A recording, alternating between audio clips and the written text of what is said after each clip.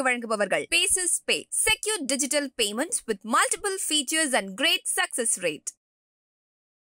நமக்கு இருக்கிற நேரத்தில் எனக்கு தரப்பட்டிருக்கிற பொறுப்பு இங்கே நூல் அறிமுக உரை. ஆனால் நூலை மட்டும் அறிமுகம் செய்தால் போதாது, நூலாசிரியரை பற்றியும் அறிமுகம் செய்ய வேண்டும். ஏனென்றால் எழுதினவர் யாருன்னு தெரிஞ்சாதான் அந்த எழுத்தினுடைய சிறப்பு தெரியும். திருக்குறளை கூட திருக்குறள்னு சொல்ல மாட்டோம், வள்ளுவம் என்று தான் சொல்லுவோம். வள்ளுவர் இல்லாமல் திருக்குறளைங்க. முதல்ல வள்ளுவரை புரிந்து கொண்டால்தான் வள்ளுவத்தை புரிந்து கொள்ள முடியும். அந்த வகையில் நம்முடைய நூலாசிரியர் அவர்கள் மிகப்பெரிய ஒரு பொருளியல் பேராசிரியராக, பொருளியல் அறிஞராக இருந்தாலும் அவர்கள் பொருளியலில் ஆழ்ந்த புலமை பெற்றவர்களுக்கு வரலாறு தெரியாது. வரலாறு தெரிஞ்சவர்களுக்கு அரசியல் ஆழம் புரியாது. அரசியல் ஆழம் புரிந்தவர்களுக்கு சமுதாய சிந்தனை இருக்காது. இவை இந்த துறைகள் எல்லாவற்றிலும் ஆழ்ந்த ஆய்வுகள் மேற்கொண்டு புதிய புதிய சிந்தனைகளை நம் மனதில் பதிய வைக்கக்கூடிய ஆற்றல் பெற்ற ஒரு பேரறிஞர் தான் நம்முடைய முனைவர் சிவப்பிரகாசம் அவர்கள். கடந்த சுமார் 25-30 ஆண்டுகளாக அவரை நான் அறிவேன். ஒரு மிகப்பெரிய ஒரு சிந்தனை சுரங்கம். அவருடைய நட்பை கிடைத்ததை நான் ஒரு பெரிய பெருமையாக நான் கருதுவேன். அவருக்கு நான் செய்கிற உதவியெல்லாம் என்னன்னா, அவர்கள் ஆங்கிலத்திலேயே ஆய்வு செய்தவர்கள், ஆங்கிலத்தில் சரளமாக எழுதவும் பேசவும் கூடியவர்கள். அவருடைய மிகச்சிறந்த அவருடைய சிந்தனை சுரங்கம்லாம் இந்த தமிழ் சமுதாயத்துக்கு பயன்பட வேண்டும் என்று அவருடைய தமிழை அவ்வப்பொழுது கொஞ்சம் திருத்தி இந்த நூலை கூட அப்படி தான் அந்த மொழி செம்மை செய்து இந்த உலகத்துக்கு கொண்டு வந்தேன். மிக ஒரு அற்புதமான ஒரு என்சைக்ளோபீடியா இந்த நூல். ஆனால் ரொம்ப துரதிருஷ்டவசமாக அவங்களுக்கு ஒரு செய்தியை சொல்ல வேண்டும். இந்த நூல் கருஞ்சட்டை பதிப்பகத்தால் வெளியிடப்பட்டது. கிட்டத்தட்ட எல்லாம் விற்று தீர்ந்து விட்டது. ஒரு வாரமாக நான் அவர்கிட்ட சொல்லி கொண்டிருக்கிறேன். மக்கள் ரொம்ப ஆர்வத்தோடு, அதுவும் இந்த நூலை நான் அறிமுகம் செய்த பிறகு, நம்முடைய அறிஞர் பொன்ராஜ் அவர்கள் இதை பற்றி உரையாற்றிய பிறகு இன்னும் கூடுதலாக இதை பெற்றுக்கொள்ள எல்லாரும் விழைவு தெரிவிப்பார்கள். ஆனால் இன்றைக்கு இந்த புத்தகம் இல்லை. கருஞ்சட்டை பதிப்பகத்தில் அவருடைய பொறுப்பாளர் முனைவர் சுப வீரபாண்டியன் அவர்களிடத்தில் பேசி எப்படியாவது இதை சீக்கிரம் ஒரு மறுபதிப்பில் மறு அச்சு ரீப்ரிண்டாவது செய்ய வேண்டும் என்று நாம் கேட்கலாம் என்று இருக்கிறான். அப்படிப்பட்ட ஒரு அற்புதமான படைப்பை கொடுத்த பேராசிரியர் அவர்கள் கும்பகோணம் அரசு கல்லூரியிலே இளங்கலை படித்தவர்கள். கும்பகோணம் அரசு கல்லூரினால் நமக்கு உவே சாமிநாதன் நினைவு வரும். இன்னும் பெரிய பெரிய ஆட்களெல்லாம் படித்த கணித மேதை ராமானுஜர் படித்த இடம், சில்வர் டங்கு சீனிவாச சாஸ்திரி படித்த இடம். அப்படிப்பட்ட ஒரு இடத்துல அவர்கள் தன் கல்வியை தொடங்கி மாநில கல்லூரியில் முதுகலை பட்டம் பெற்று சென்னை பல்கலைக்கழகத்தில் எம்ஃபில் பட்டமும், அதை தொடர்ந்து பாரதிதாசன் பல்கலைக்கழகத்தில் முனைவர் பட்டம் பெற்றவர்கள். அவருடைய முனைவர் பட்டம் சாதாரண ஒரு தலைப்பில் அமைந்ததல்ல. கோயில் விவசாய புரட்சியில் கோயில் நிலங்கள், டெம்பிள் லேண்ட்ஸ் இன் த அக்ரேரியன் சொசைட்டி, அதை பற்றி ஆய்வு செய்தவர். மிக மதிப்புமிக்க ஒரு ஆய்வு. பல்வேறு பல்கலைக்கழகங்களிலிருந்து இந்த ஸ்பெஷல் ப்ராஜெக்ட்ஸ் என்று சொல்லுகிறார்களே, சிறப்பு செயல் திட்டங்கள் அவர்களுக்கு வழங்கப்பட்டது. பல்வேறு நூல்களை, பல்வேறு முனைவர்களை, PhD பட்டம் பெற்றவர்களை உருவாக்கியவர். இவருடைய மேற்பார்வையில் முனைவர் பட்டம் பெற்றவர்கள் வெளிநாடுகளிலே சிறந்த ஆய்வாளர்களாக சிங்கப்பூர், ஜெர்மனி, அமெரிக்கா போன்ற நாடுகளிலே இருக்கிறார்கள். அது மட்டுமல்ல, அவர் எழுதின நூல்களெல்லாம் சாதாரண நூல்கள் அல்ல, சமுதாயத்தை உலுக்கக்கூடிய நூல்கள். மண்டல் கமிஷன் பற்றி ரொம்ப பரபரப்பான ஒரு நூல் எழுதினவர் அவர் தான். அதுபோல் கால்டுவெல் பற்றி மொழியியல் நோக்கில் இல்லை, இலக்கண நோக்கு. நானும் தாமரை கண்ணெல்லாம் மொழித்துறை சார்ந்தவர்கள், மொழி ஆய்வு செய்பவர்கள், இலக்கண ஆய்வு செய்பவர்கள். அவர்கள் ஒரு பொருளியலார் அறிஞராகவும் வரலாற்று அறிஞராகவும் கால்டுவெலை பற்றி ஒரு அற்புதமான நூலை எழுதியிருக்கிறார்கள். அதுபோல் சமூக நீதி சிந்தனைகள், அரிய தத்துவங்களை அவர்கள் அதில் இன்றைக்கு நாட்டிலே நடைபெறுகிற நடப்புகளை எல்லாம் வைத்து எழுதியிருக்கிறார்கள். இப்படி பல நூல்களை எழுதியவர்கள். அது மட்டும் இல்லாமல் தொடர்ந்து டாக்டர் சிவா வீடியோஸ் என்ற பெயரில் நீங்கள் அது ஒரு முறை அதை நீங்கள் பதிவு செய்து கொண்டால் இன்றைக்கு நாட்டில் நடக்கிற எல்லா பிரச்சனைகளையும் பற்றி அவர் சொல்லுகிறார். வித்தியாசமான சிந்தனைகள் சொல்லுகிறார். ட்ரம்ப் ஜெயிச்சது நல்லதா கெட்டதாங்கிறத பற்றி அவர் தான் சொல்கிறாரு. என்னென்னமோ சொல்கிறாரு. அதனால் அடிக்கடி நான் அவரிடத்தில் சொல்லுவேன், நான் கொஞ்சம் அவரும் எனக்கு அந்த உரிமை கொடுத்துருக்கார, என் தமிழை திருத்த வேண்டியது உங்கள் பொறுப்புன்னு சொல்லியிருக்காரு. நான் அதனால் இப்படி நீங்கள் சொல்லணும், இந்த தமிழ் இப்படி மாற்றணும்னு என்று சொல்லுவேன். ஆனால் ஒவ்வொரு முறையும் அவர் பேச்சை கேட்டு நான் ரசித்து கொண்டிருக்கிறேன். ஆனால் என் தமிழை அவர் ரசிக்கிறார். ஆக அப்படிப்பட்ட சிறந்த ஒரு சிந்தனையாளர், பல நாடுகளுக்கு பயணம் செய்தவர்கள், சிங்கப்பூர், அமெரிக்கா. அவங்க மகன் இப்போ அமெரிக்காவில் 2 பிள்ளைகளும் அமெரிக்காவில் தான் இருக்கிறாங்க. அவர் ஒருவர் இப்போது விடுப்புக்கு வந்திருக்கிறார். அவர்கள் நம்மோடு இருக்கிறார்கள். மேற்கு ஜெர்மனி, கிழக்கு ஜெர்மனி இதெல்லாம் பயணம் செய்தவர். ஏன்னா தாய் 8 அடி பாய்ஞ்சா குட்டி 16 அடி பாயணும். அந்த பொறுப்பு உங்களுக்கு தருவதற்காகத்தான் இவ்வளோ உங்களிடத்தில் சொல்லுகிறோம். ஒரு நாளில் நீங்கள் இங்கே அமர வேண்டும், நாங்கள் உங்களை கேட்க வேண்டும். தமிழ் உணர்வோடையும் வளர்த்திருக்கிறார், சமுதாய உணர்வோடு. அவருடைய மகன் டெக்சாஸ் தமிழ் சங்கத்தில் உறுப்பினராக இருக்கிறார். எனக்கு ரொம்ப ஆச்சரியம், அவருடைய பயோடேட்டாவில் ஒரு செய்தி, வள்ளலார் என்றால் உருகி போகிறவன் நான். வள்ளலார் இங்கே மாதத்தோடு போன வருடமெல்லாம் நடத்தி கொண்டிருந்தோம் விழா.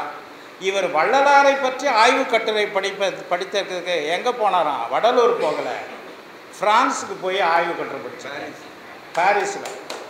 பாரிஸில் போய் வள்ளலாரை பற்றி ஆய்வு கட்டுரை படித்தவர். அதுபோல் பல அமைப்புகளில் இருக்கிறார். நம்ம பெரியார் மணியம்மை பல்கலைக்கழகத்தில் கலைஞர் ஆய்வுக்கூடத்தினுடைய இயக்குநராக இருந்தார்கள். இப்பொழுது சென்னை பல்கலைக்கழகத்தினுடைய திராவிட இயக்க ஆய்வு மையத்தில் அவர் பொறுப்பில் இருக்கிறார்கள். அதனால தான் பெரிய பெரிய ஆட்கள்லாம் பொன்ராஜ் ஐயா மாதிரி, கருணாநிதி ஐயா மாதிரி, ஜஸ்டிஸ் ஹரி பரந்தாமன் போல, பாரதியார் படம் எடுத்த ஞானசேகரன், இவர்களெல்லாம் அவருக்கு நண்பர்கள். பெரிய ஆட்களோடு மட்டும்தான் அவருக்கு நட்புன்னு நீங்கள் நினைத்து விடாதீர்கள். என்னை போல இந்த சிறிய ஆட்களிடத்திலே அவர் நட்பு வைத்திருக்கிறார். அதனால்தான் அவர் குறுகிய காலத்தில், போன வாரம் செவ்வாய்க்கிழமை தான் தாமரைக்கண்ணன் ஐயா இந்த நூலை, நான் ஒரு 6 மாதத்துக்கு முன்னாலேயாவது தாமரைக்கண்ணன் ஐயாட்ட இந்த புத்தகத்தை கொடுத்து, இதனுடைய செய்தி மக்களுக்கு கட்டாயம் போய் சேர வேண்டும், ஒரு அறிமுக விழாவுக்கு நீங்கள் வாய்ப்பு தர வேண்டும் என்று கேட்டுக்கொண்டேன். ஆனால் அவர்கள் காலங்கடந்தாவது இந்த வாய்ப்பை அவர்களுக்கு எனக்கு கொடுத்தார்கள். அதுக்கு நடுவில் நிறைய நூல் அறிமுக விழாக்கள் இங்கே நடந்தது. ஆனால் அவசரமாக இன்றைய தமிழ் சமுதாயம் உணர வேண்டிய ஒரு செய்தியை பற்றி நீங்கள் தர வேண்டும் என்று உரிமையோடு கேட்டுக்கொண்ட போது, ஒரு வாரத்துக்கு முன்னால் சொன்னார்கள். அவங்க பெரிய பெரிய ஆட்களெல்லாம் ரொம்ப சாதாரணமாக அவர்கள் ஏற்பாடு செய்யக்கூடிய அந்த அளவுக்கு தொடர்பு, அந்த அளவுக்கு அவர் பெரிய அமைப்புகளிலே வளமான சிந்தனை சார்ந்த அமைப்புகளிலே அவர்கள் இடம்பெற்றிருக்கிறார்கள். இன்னும் அவரை பற்றியே சொல்லிக்கிட்டு இருந்தால் புத்தகத்தை பற்றி சொல்கிறதுக்கு நேரம் இல்லாமல் போய்விடும். இந்த நூல் பற்றி இப்பொழுது நான் வரேன். இந்த நூலில் என்ன இருக்குதுங்கிறத நான் சாறு பிழிந்து உங்களுக்கு அடுத்து ஒரு 15 நிமிடத்தில் சொல்லிவிட்டு, நானும் அவரோடு எதிர்பார்த்து கொண்டிருக்கிற பொன்ராஜ் ஐயா அவர்களுடைய பொன்னான சிறப்புரையை நானும் கேட்க விழைகிறேன். இந்த நூல் இன்றைக்கு பற்றி எரிந்து கொண்டிருக்கிற ஒரு பிரச்சனையை பற்றி பேசுகிறோம். இந்த ஆழமான சிந்தனைகள் உள்ள இந்த நூலினுடைய உள்ளுரையை எந்த அளவுக்கு எளிமையாக ஒரு மொழியாசிரியனாக உங்களுக்கு சொல்ல முடியுமோ அதை நான் சொல்ல விரும்புகிறேன். இன்றைக்கு நமக்கு முன்னால் இருக்கிற பிரச்சனை என்ன? நாம் தமிழர்கள் என்று நம்மை அழைத்து கொள்வதா, திராவிடர்கள் என்று அழைத்து கொள்வதா? இது தமிழ்நாடா, இது திராவிட நாடு? இதையெல்லாம் இந்த நூலுக்கு நான் கொடுத்துருக்கிற அணிந்துரையிலையும் சொல்லியிருக்கிறேன். அந்த அணிந்துரை படித்துவிட்டு சிறப்பாக எழுதியிருக்கிறீர்கள் என்று பொன்ராஜ் அவர்கள் கூட இங்கே வந்த உடனே சொன்னார்கள். அதை நீங்கள் படித்தால் உங்களுக்கு மிக சிறப்பாக இருக்குது. எப்படியும் மறுபதிப்பு நாம் கொண்டு வந்து இந்த அவையிலேயே அதை அறிமுகப்படுத்துவோம். ஆனால் இன்றைக்கு திராவிடம் என்கிற சொல்லுகிற சொல் ஏதோ தமிழை தனிமைப்படுத்துகிற அல்லது தமிழை குறிக்க விடுகிற ஒரு சொல் அல்ல.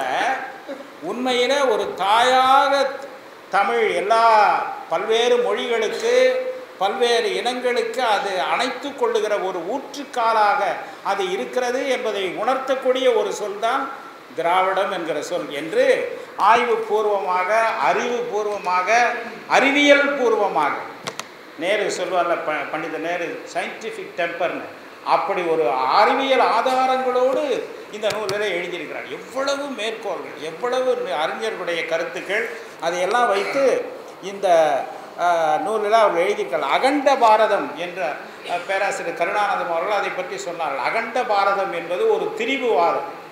அது ஆதாரபூர்வமான, அறிவியல் ஆதாரபூர்வமான ஒரு கான்செப்ட் கிடையாது. ஆனால் அகன்ற தமிழகம், திராவிட அகண்ட தமிழகம் என்பது வரலாற்று வழிபட்ட ஒன்று. அதை திராவிடம் என்பது பல்வேறு மொழிகளினுடைய தாய் மட்டுமல்ல, அந்த மொழிகள் இந்த உலக நாடுகளிலெல்லாம் பரவி இருக்கிற காரணத்தினால் அந்த திராவிட இனத்தவரும் இந்த உலகமெல்லாம் பறந்திருக்கிறார்கள். ஒரு காலத்தில் இந்தியா முழுவதையும் அவர்கள் சூழ்ந்திருக்கிறார்கள் என்கிற கருத்தை பல்வேறு அறிஞர்கள் சொல்லியிருக்கிறார்கள். நான் பின்னால் அதையெல்லாம் பரிதிமார் கலைஞர் சொன்னதெல்லாம் படிக்கிறேன். அதை இந்த நூலில் அவர் எடுக்கும் போது என்ன பண்ணியிருக்கிறார்னா, அதை படிப்படியாக ஆய்வு ரீதியாக முதலில் தமிழகத்திலிருந்து தொடங்காமல் தன்னுடைய ஆய்வை இந்தியா என்கிற பரந்த இந்திய பாரதத்திலிருந்து தொடங்குகிறார். முதல் ஏழில் வரலாற்று மொழியியல் நோக்கில் இந்தியா என்று எடுக்கிறார். இந்தியாவில் இருக்கிற, ஏனென்றால் இந்த இந்திய பெருநாட்டில் இந்த துணைக்கண்டத்தில் தமிழ் எங்கே வருகிறது, திராவிடம் எங்கே வருகிறது, திராவிடர்கள் எங்கே வருகிறார்கள் என்று தெரிந்து கொள்ள வேண்டும் என்றால் இந்த ஒட்டுமொத்த இந்தியாவை பற்றிய காட்சி நமக்கு தெரிய வேண்டும். ஆகவே இந்தியாவை எந்தெந்த அயரவர்கள் படையெடுத்தார்கள் என்று சொல்லிக்கொண்டே வந்து போர்ச்சுகீசியரோ பிரெஞ்சுக்காரர்களோ இதெல்லாம் சொல்லி கடைசியாக ஆங்கிலேயர்கள் வருகிறார்கள். அந்த அவர்களுடைய வியாபார சாம்ராஜ்யம் அரசியல் சாம்ராஜ்யமாக எப்படி மாறுகிறது, trade empire, how it has turned into political empire என்பதையெல்லாம் சொல்லிவிட்டு கடைசியில் ஐரோப்பியர் வரும்போது அவர்கள் நமக்கு எவ்வளவோ ஆங்கிலேயர்கள் பல தீமைகளை அவர்களுடைய வருகை நமக்கு ஏற்படுத்தினாலும் ஒரு நன்மை என்ன, முக்கியமான நன்மை என்றால் அவர்கள் ஆய்வுலகத்தின் வாசலை திறந்து விட்டார். ஆராய்ச்சி வாசலை திறந்து விட்டதுனால தான் 19ஆம் நூற்றாண்டில் திராவிட மொழி குடும்பத்தை பற்றிய அற்புதமான ஆய்வுகளை ராபர்ட் கால்டுவெல் வெளிப்படுத்தினார். அது வரைக்கும் திராவிட மொழிகளை பற்றிய ஆழமான ஆய்வுகள் எதுவும் செய்யப்படவில்லை என்று தேப்போமி அவர்களே, தமிழ் பேரறிஞர் தேப்போமி அவர்கள் ஒத்துக்கொள்கிறார். இப்பொழுது நினைத்து பாருங்கள், இந்த கால்டுவெல் மட்டும் வராவிட்டால் அல்லது கால்டுவெல்லை போன்ற அந்த ஆங்கிலேயர்கள் இந்த அவங்களாம் நாடு பிடிக்க வந்தவர்கள் அல்ல, வணிகர்களும் அல்ல, அவங்க அருளாளர்கள், அருள் தொண்டர்கள். ஆகவே அவர்கள் இந்த ஆய்வை தொடங்கியிராவிட்டால் இன்றைக்கு திராவிட மொழிகளை பற்றிய ஒரு உண்மை தெரியாமல் போயிருக்கும். இன்னும் நாம் சமஸ்கிருதத்தினுடைய ஒரு எச்சமாகவே இந்திய மொழிகள் எல்லாம் தென்னிந்திய மொழிகள் கூட கருதப்பட்டிருக்கும். ஆகவே அந்த ஆய்வை அவர்கள் தொடங்கியதை அவர்கள் எடுத்து சொல்லுவதோடு மூல திராவிட மொழியில இருந்து கிடைத்த மொழிகளினுடைய பட்டியலை போடுகிறார். இவர் என்ன மொழியியல்ல கம்பேரிட்டிவ் கிராமரில் ஏதோ ஒரு ஆழ்ந்த ஆய்வு செய்த ஒரு முனைவர் பட்ட ஆய்வாளரை போல அந்த பட்டியல் வருகிறது. ஒப்பிலக்கணத்திலேயே ஆய்வு செய்தவர்களெல்லாம் இருக்கிறார்கள். பல டாக்டர் ஜான் சாமுவேல் போன்றவர்களெல்லாம் அதில் நூல் பல எழுதியிருக்கிறார்கள். ஆனால் இவர்கள் ஒரு பொருளியல் அறிஞர் அதை எழுதியிருக்கிறார். நான் கூட இப்போ கேட்கிறேன், ஏதோ திராவிடம் என்று சொல்லக்கூடாது, தமிழ் என்று சொல்ல வேண்டும் என்று யார்தான் பேசுவது என்று வரைமுறை இல்லாமல் இன்றைக்கு பேச ஆரம்பித்திருக்கிறார்கள். மக்கள் கூட்டம் சேருகிறது என்றால் எவன் வேண்டுமானாலும் ஆராய்ச்சியை சொல்கிறான். ஆராய்ச்சியோடைய தொடர்பு இல்லாத ஒரு துறையில் நீ வெற்றி பெற்றிருக்கிறாய், அறிவோடைய தொடர்பு இல்லாத ஒரு துறையில் நீ புகழ் பெற்றிருக்கலாம். அதற்காக அறிவு ஆராய்ச்சி தொடர்புடைய துறைகள் கருத்துக்களை நீ எப்படி சொல்ல முடியும்? நான் யாரை சொல்லுகிறேன் என்று உங்களுக்கே தெரியுமே. இப்போது அவர் பொருளியலில் ஆய்வு செய்தவர், வரலாற்றியலில் ஆய்வு செய்தவர், அதன் தொடர்பான இனமான மொழியியல் துறையில் இந்திய அரசியல் துறையில் ஆய்வு செய்து இந்த கட்டுரைகளை எழுதுகிறார்கள்.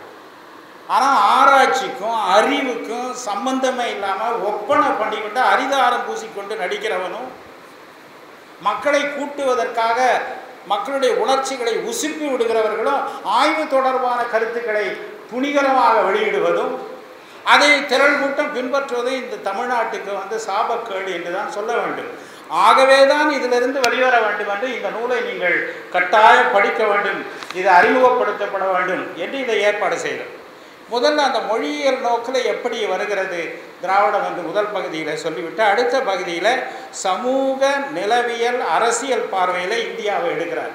இந்தியாவில் என்னென்ன வரலாற்று நிகழ்வுகள் நடந்தது, எந்தெந்த ஆட்சியாளர்கள் இந்தியாவை கைப்பற்றினார்களோ, அதுக்கு பிறகு அதையெல்லாம் மாற்றுவதற்கு வந்த சமூக சீர்திருத்தவாதிகள் ராஜாராம் மோகன் ராய் போன்றவர்களை பற்றியெல்லாம் அவர் சொல்லுகிறார். இதையெல்லாம் சொல்லிவிட்டு பிறகுதான் திராவிடம் என்கிற அந்த மொழி குடும்பம் எப்படி உருவானது என்பதை அவர்கள் நமக்கு தெளிவாக எடுத்து சொல்லுகிறார்.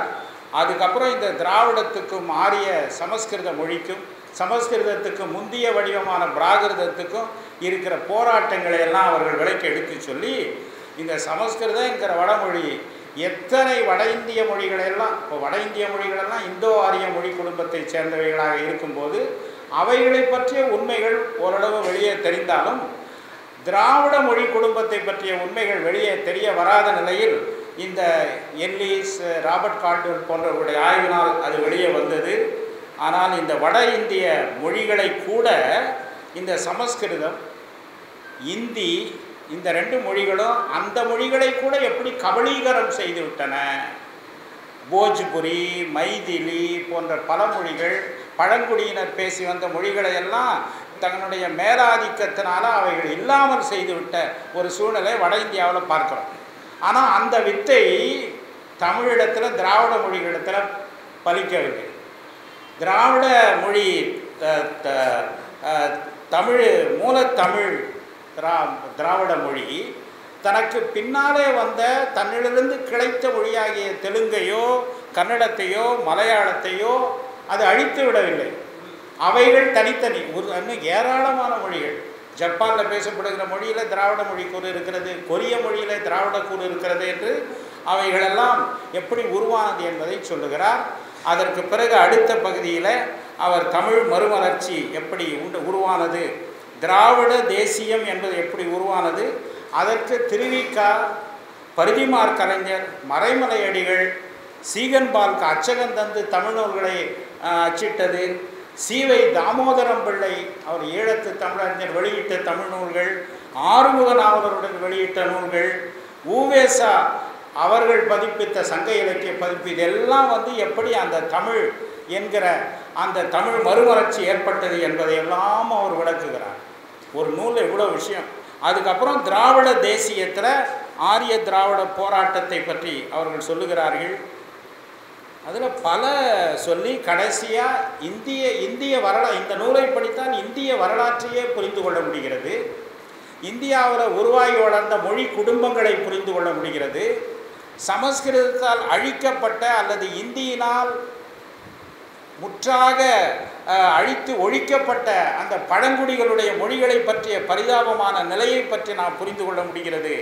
அதற்கு பிறகு கடைசியாக இதுக்கெல்லாம் மாற்றாக திராவிட இயக்கம் எப்படி உருவானது, அது இந்த தமிழ் மொழியை எப்படி பாதுகாத்தது, இந்த தமிழ் மொழியை பாதுகாக்க பாடுபட்ட தமிழ் மறுமலர்ச்சி முன்னோடிகளை பற்றியெல்லாம் இங்கே நமக்கு பல செய்திகள் இங்கே சொல்லப்படுகின்றன. அதில் என்னன்னா, நான் கடைசியாக ஒரு சில சுவையான செய்திகளை இந்த நூலிலிருந்து உங்களுக்கு எடுத்து சொல்லி இந்த நூலை நிறைவு செய்யப்போகிறேன். கடைசியாக திராவிட இயக்கங்கள், நீதி கட்சி, சுயமரியாதை இயக்கம், திராவிடர் கழகம், அதுக்கு பிறகு வருகிற திமுக, எல்லாவற்றையும் அப்படியே வரலாற்று ரீதியாக சொல்கிறார். இந்தியாவில் ஆட்சி செய்த ஆட்சியாளர்களெல்லாம் பட்டியல் போடுகிறார். பின்னால் வரைபடங்களோடு விளக்கம் சொல்லியிருக்கிறார். ஒரு ஒரு ஒரு ஒரு என்சைக்ளோபீடியா மாதிரி இருக்கிறது. ஆனால் அதில் இருக்கிற 2-3 சுவையான செய்திகளை சொல்லுகிறேன். பரிதிமார் கலைஞர், நாம் கூட நினைக்கிறோம், இதாவது தமிழ் ஒரு தாய், ஒரு மொழி குடும்பத்தினுடைய தாய், மதர் ஆஃப் அ ஃபேமிலி. ஒரு தாய் பல குழந்தைகளை பெற்று அந்த குழந்தைகளை நன்றாக வளர்வதற்கு அவள் விட்டிருக்கிறாள். தானும் ஆனால் அழியாமல் இளமையோடு இருக்கிறாள். இப்பொழுது இவர்கள் சொல்லுகிற வாதம் எப்படி இருக்கிறது என்றால், தாய் மட்டும்தான் நமக்கு வேணும், அந்த குழந்தைகளை எல்லாம் கொண்டு விடலாம், இந்த குழந்தையெல்லாம் வரட்டிடலாம், மலையாள குழந்தைய வெளியே வரட்டு, தெலுங்கு குழந்தைய கொண்டுடு, துளு குழந்தைய அழிச்சிடு, தமிழ் மட்டும் இருக்கும். இதுதான் இதனுடைய பொருள். அப்போ ஜப்பானில் பேசுகிற மொழி, கொரியாவில் பேசுகிற மொழி, வட இந்தியாவினுடைய பல்வேறு பகுதிகளில் பேசுகிற மொழி எல்லாம் தமிழ் தான் கொடுத்தது. குறைந்தபட்சம் தென்னிந்தியாவிலே தாய் தன் பிள்ளைகளோடு சேர்த்து அழைத்து அந்த குடும்பத்தின் தலைமை பொறுப்பிலே இந்த தமிழ் இருக்க வேண்டும் என்கிற சிந்தனையைத்தான் இந்த திராவிடம் என்கிற சொல் நமக்கு தருகிறது. அதுதான் அகண்ட தமிழகம். வட இந்தியாவிற்கு வெளியிலிருந்து வந்தது ஆரிய இனம். அதை பற்றி வரலாறுலாம் இங்கே சொல்லியிருக்குது. ஆனால் வட இந்தியாவிலும் ஒரு காலத்தில் பரவி இருந்த தமிழை பற்றி பரிதிமார் கலைஞர் சொல்கிறார் பாருங்க. இந்த 1-2 சுவையான செய்திகளை சொல்லி இந்த உரையை நிறைவு செய்வது. பரிதிமார் கலைஞர் என்ன சொல்கிறாரு, தமிழ்நாடு என்பது 2012 எழுதியிருக்கார் தமிழ் மொழி வரலாற்றில். தமிழ்நாடு என்பது இந்தியா முழுவதும் சுமத்ரா, ஜாவா முதலிய தீவுகளை உள்ளடக்கிய பெரும் நிலப்பரப்பாய் இருந்தது. இதற்கு குமரி நாடு என்பது பெயர். தமிழர்களை வென்ற மங்கோலியர்கள் மஞ்சள் நிறத்தவர்கள் தொகை வர வர சுருங்க புகுந்தமையில் தமிழரே தலையெடுத்து தமிழ் மொழியையே யாண்டும் பரப்பி ஆழ்வராயினர் என்று சொல்லுகிறார். தமிழ் இந்தியா முழுக்க பேசப்பட்ட மொழி. இப்போ வடமொழி தென்மொழின்னு சொல்கிறது கூட ரெண்டுமே தமிழ் தான் ஒரு அறிஞர் சொல்கிறார், பாவாணர் போன்றவர்களாம். வடமொழினா வடக்கில் பேசப்பட்ட தமிழ் மொழி, தென்மொழின்னா தமிழ்நாட்டில் பேசப்பட்ட தமிழ் மொழி என்று ஒரு கருத்து கூட இருக்கிறது.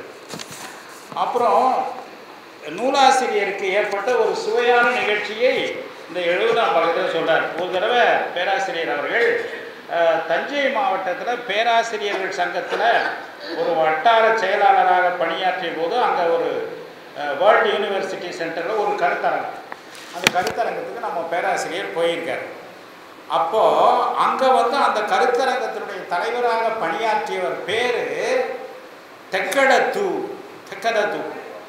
அவர் மும்பை பல்கலைக்கழகத்தில் கணித பேராசிரியராக இருந்தவராம். இவர் ஒரு நாள் காலையில் அவரோடு அங்கே தங்கி இருக்கும்போது தேநீர் அருந்துவதற்காக சென்றிருக்கிறார். பேராசிரியர் ஆராய்ச்சியாளர் இல்லையா, ஆராய்ச்சியாளர்களுக்கு எல்லாத்தையும் நோண்டி ஏதாவது புது விஷயம் தெரிந்து கொள்ள வேண்டும் என்ற ஆர்வம் இருக்கும். இவர் பேர் என்ன வித்தியாசமாக இருக்கிறது என்று அவர் யோசித்து, இவர் பேர் கிறிஸ்தவ பேராகவும் இல்லை, இந்து மத பெயராகவும் இல்லை, தெக்கிடத்துன்னா அது என்ன அது என்று இந்தி சொல் மாதிரி தெரியல என்று அவரை கேட்டிருக்கிறார். அப்பொழுது அந்த மும்பையில் கணித பேராசிரியராக இருக்கிறவர் சொல்கிறாராம், நான் ஒரு மலையாளி, மலையாள மொழி அவர் சொன்னாராம், அது மலையாள மொழி என்றாலும் அது தமிழே என்று சொல்கிறார். ஏனென்றால் நீலகண்ட சாஸ்திரியார் தமிழர் பண்பாடு வரலாறு என்ற நூலில் கிபி 10ஆம் நூற்றாண்டுக்கு முன்னால் மலையாளம் என்று ஒரு தனி மொழி தோன்றவில்லை என்று சொல்லியிருப்பதை அவரே மலையாளியான அந்த கணித பேராசிரியரே சொல்லியிருக்கிறார். அதற்கு பிறகு அவர் சொன்னாராம், என் பெயர் குறிப்பிடுவது தெற்கு இடம் தமிழர், தெற்கு இடம்ங்கிறது தான் தெக்கிடம் என்பதாகி தெக்கடத்துன்னு ஆச்சுங்கிறார். ஆகவே அதை தொடர்ந்து ஆகவே இந்த திராவிடம் என்கிற சொல் அது தூய தமிழ் சொல் தான். தெற்கு இடம் என்கிற தமிழ் சொல் மலையாளத்தில் தெக்கடம் என்று ஆகியிருக்கிறது என்று அவர் எடுத்து சொல்லுகிறார். அது மாதிரி இந்த திராவிட பல பெயர்களை வேண்டுமென்ற ஆரியர்கள் தமிழ் சொற்களை எல்லாம், தூய தமிழ் சொற்களை எல்லாம் பெயர் மாற்றி இது சமஸ்கிருதம் ஆரியம் என்று காட்ட முயலுவார்கள். இப்போ சாதாரணமாக சீதைன்னு எழுத மாட்டான், இந்த வட எழுத்து போட்டு சீதான்னு எழுதும். அதை ஏன் கேட்குறீங்க? தோசைங்கிறது கூட தோசாங்கிறான், வடைய வடாங்கிறான். தமிழ்நாட்டு உணவையும் அடிக்கிறான், தமிழ்நாட்டு ஊர் பெயரை கெடுக்கிறான். ஆக அது மாதிரி திருவரங்கன்றதை ஸ்ரீரங்கம்னு சொல்லிடுவோம். கவித்தரம் அப்படிங்கிற ஊரின் பெயரை நம்ம ஒரு மூப்பனார் ஊர்னு நினைக்கிறேன். கவிஸ்தலம் புறங்காடுதுறை, மயிலாடுதுறை அந்த மாதிரி. அது மாதிரி திருமறைக்காடுன்னு பேர் வச்சுருந்தா அதை சுவாமி மலைன்னு மாற்றுவோம். வேதாரண்யம் திருவேரகத்தை சுவாமி மலைன்னு சொன்னோம். இப்படி மாற்றிக்கொண்டே இருக்கிறவர்கள் தான் திருவிடம் என்கிற சொல் தான் தெற்கு இடம், அதுதான் அந்த பேராசிரியர் பேர் தெக்கடான்னு வந்துச்சுங்கிறார். அதை நான் இதற்கு முன்னால் படித்ததில்லை, ஆனால் தாமரை என்னிடம் சொல்லுகிறார், பாவாணர் சொல்கிற கருத்தை ஏற்கனவே சொல்லியிருக்கிறார். திருவிடங்கிறது தெற்கிடம் அதுதான் திராவிடம் என்று மருவி இருக்கிறது. ஆகவே திராவிடம் என்ற சொல்லும் தூய தமிழ் சொல்தான் என்பதில் ஐயமில்லை என்று அவர்கள் நிறுவுகிறார்கள். இப்படி பல அரிய சுவையான செய்திகள் இருக்கிறது. இன்னும் ஒரே ஒரு நிகழ்ச்சி மட்டும் சொல்கிறேன். ராமநாதபுரம் மன்னர், ராமநாதபுரத்து மன்னர் 1860 ஆளுறார். அவருக்கு ஆண் வாரிசு கிடையாது. இது பின்னிணைப்பில் போட்டிருக்காரு. மன்னருக்கு ஆண் வாரிசு இல்லைன்னா ராணி அந்த சொத்து அந்த ஆட்சியை அவருக்கு பிறகு இருக்கலாம். ஆனால் ராணி அப்பொழுது பிரிட்டிஷ் ஆட்சி காலம். ராணியார் என்ன செய்தார்களா, அவருடைய கணவரும் இறந்த பிறகு ஒரு ஆண்மகனை தத்தெடுத்து முத்துராமலிங்க சேதுபதி என்ற பெயர் சூட்டி இளவரசர் ஆக்குகிறார். ராணி இறந்தவுடன் அந்த முத்துராமலிங்க சேதுபதி மன்னராகிறார். இப்போ மதுரை கலெக்டர் இதை எதிர்த்து வழக்கு தொடுக்கிறாராம். அந்த வழக்கு அப்போது ஆங்கிலேயர்கள் ஆண்டதுனால இங்கிலாந்து உச்ச நீதிமன்றத்தில் நடக்கிறது. என்ன வழக்கு என்றால், கலெக்டர், மதுரை கலெக்டர், அவர் ஆங்கிலேயராக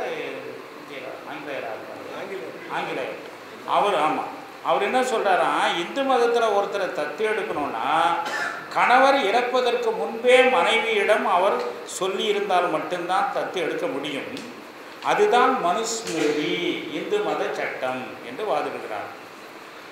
ஆனால் அதற்கு எதிராக இந்த முத்துராமலிங்க சேதுபதி இவருடைய தரப்பு என்ன சொல்லுகிறார்கள், இந்து மத சட்டம் மனுஸ்மிருதி அப்படி சொல்லலாம், நாங்கள் இந்துக்களே அல்ல, நாங்கள் திராவிட இனத்தை சேர்ந்தவர்கள், எங்கள் திராவிட ஆகம விதிகளின்படி பங்காளிகள் ஒத்துக்கொண்டால் போதும் அந்த தத்தெடுப்பு செல்லும் என்று வாதாடி 1868 வெற்றி பெற்றிருக்கிறார். அன்றைக்கு உச்ச நீதிமன்றம் இந்து மதம் வேற, திராவிட இனம் வேற, திராவிட இனம் இந்து மதத்தின் ஒரு பிரிவு அல்ல என்று தீர்ப்பு கொடுத்திருக்கிறது. வெள்ளக்கார கலெக்டருக்கு எதிராக அந்த காலத்தில் இருந்த நீதிமன்றம் தீர்ப்பளித்திருக்கிறது. அவனுக்கெல்லாம் உணர்வு இருக்கிறது, நமக்கு அந்த உணர்வு வர வேண்டும் என்பதற்காகத்தான் இந்த நூல். நம்முடைய நாடு இங்கே நிகழ்ச்சி தொடங்கும் போது அடிக்கடி இந்த மின் தடை ஏற்பட்டு ஒளி வருகிறது போகிறது. அப்போ நான் நினச்சேன், இந்த புஸ்தகம் சொல்கிறது தான் நம்ம தமிழ்நாட்டுக்கும் முழுமையாக ஒளி அமைச்சு வரப்போகிறது. எவரவரோ சொல்லுகிற எதையோ யார் எதை பற்றி பேசுவது என்ற வரைமுறை இல்லாமல் யாரோ சொல்லுகிற தத்துவங்களையெல்லாம் நாம் நம்பிக்கொண்டிருக்கிறோம், அவர்களுக்கெல்லாம் பின்னால் போய்கொண்டிருக்கிறோம்.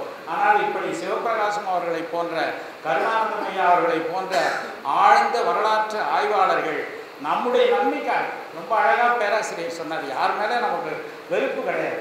இன்றைக்கு காலையில் கொஞ்சம் ஆரிய சிந்தனையுடையவர்கள் நடத்துகிற பாரதியார் விழா குழுவில் தான் நான் இருந்தேன்.